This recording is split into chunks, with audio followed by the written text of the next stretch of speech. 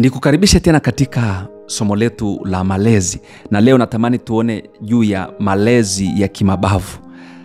Malezi ya kimabavu ni malezi ambayo mzazi hutumia nguvu ya kimabavu katika kumlea mtoto. Sasa hii ni aina ya malezi ambayo kwa kweli ina udhibiti wa hali ya juu. Mtoto haruhusiwi kusema chochote, mtoto haruhusiwi kufanya chochote, mtoto haruhusiwi kama jambo hakuna mahusiano ya karibu kati ya mzazi na mtoto. Sasa haya ni aina pia ya malezi ambayo mamlaka yote, maana yake mzazi atatoa amri na mtoto atahakikisha kwamba amri zote anazifuata. Sasa sifa za mzazi mwenye malezi ya kimabavu mara nyingi sana huwa mkali sana na udai utiifu kutoka kwa mtoto. Yaani yeye anachokiangalia kwa mtoto anakuwa mkali, lakini anatamani kuona utiifu wote kwa mtoto bila kutengeneza na kujenga mawasiliano au mahusiano ya karibu na mtoto. Yeye atakachokuwa anataka kuona ni utiifu na kila kitu ambacho anakisema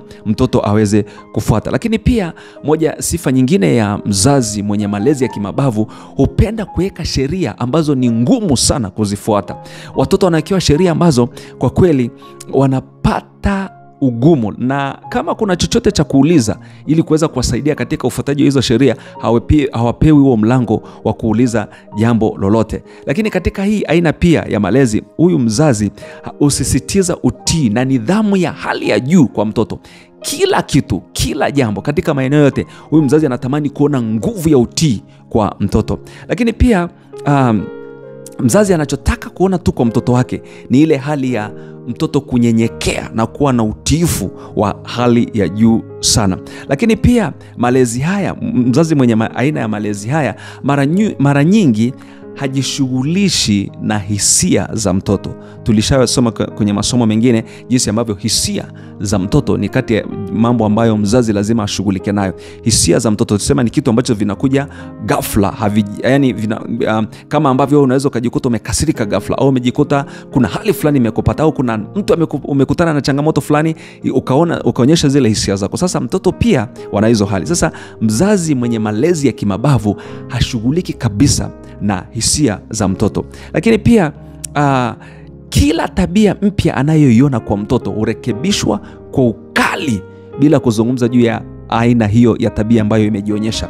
Unajua watoto wetu wanakuwa katika mazingira mengi. Anaweza kwenda shuleni leo, kesho akaja na akakutana na marafiki na ukagundua kwamba kuna tabia fulani ambayo imeingia kwake. Sasa mzazi lazima atumie njia nzuri ya kuhakikisha kwamba anaonyesha kwa nini tabia hiyo sio nzuri kwa mtoto na namna ambavyo haipaswi kuwa ndani yake, na mzazi ataweka nguvu ya kuhakikisha kwamba anaiondoa. Sasa unaweza ukatumia ukawa mkali sana, lakini usifanikiwe kwa nguvu katika ile eneo la kuondoa. Ndio maana tunasisitiza juu ya yale malezi ya mamlaka, kwamba yenyewe yana balance, yana uwiano, yanampa mzazi nafasi, lakini pia yanampa mtoto nafasi ya kujisikia kwamba ni sehemu ya familia, lakini sehemu ya mahusiano kati yake na mzazi wake.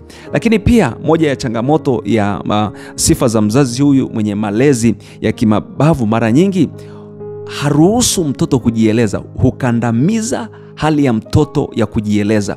Na hali hii huwa inaleta matokeo magumu sana kwa watoto wetu. Unajua hivi vitu unavyovifanya kwa mtoto anapokuwa mdogo yana matokeo makubwa sana huku mbele tunapoendelea. Kwa hiyo mzazi, fahamu kila unachokifanya kwa mtoto kuna matokeo ambayo tunaweza tukapata kule mbele. Sasa ziko athari za malezi ya kimabavu kwa mtoto.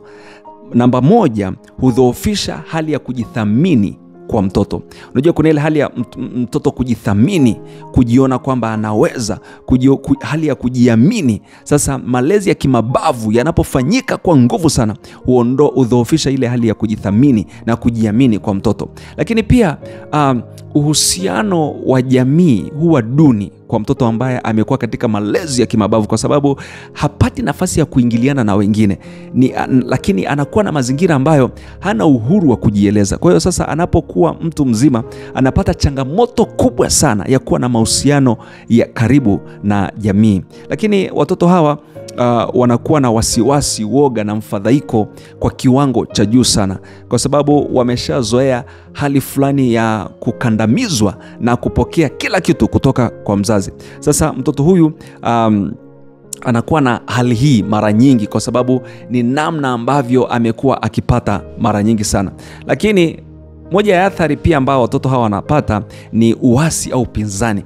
Kwa kuwa walishazoea hali ya kukandamizwa, huwa wanaamini kwamba kila kinachofanyika kwao hakitendeki kwa haki. Kwa hiyo ni rahisi kuwa na uasi au upinzani kwa sababu mazingira yao wamekuwa katika hali ya kukandamizwa. Nikwambie mzazi, ni muhimu sana kushughulika na aina ya malezi unayolea mtoto wako, kwa sababu kila aina ya malezi unayotumia hutoa matokeo baadaye kwa mtoto wako. Mara nyingi huwa tunajilaumu na kuwaona watoto wetu wanapokuwa vijana wanakuwa na hali fulani na tunashangaa juu ya tabia ambazo wanakuwa nazo. Lakini fahamu kwamba mzazi umekuwa na nafasi kubwa sana ya kujenga hali ya mtoto wako unayoiona kwa sasa. Aina hizi za malezi ni muhimu sana kwa wazazi kujua, ili wasaidie wazazi kufahamu kwamba ni aina gani sahihi ya malezi, ili kutengeneza mtu ambaye atamfaa mzazi mwenyewe, atafaa kanisa, atafaa jamii, atafaa taifa na atafaa dunia kwa ujumla. Mungu akubariki.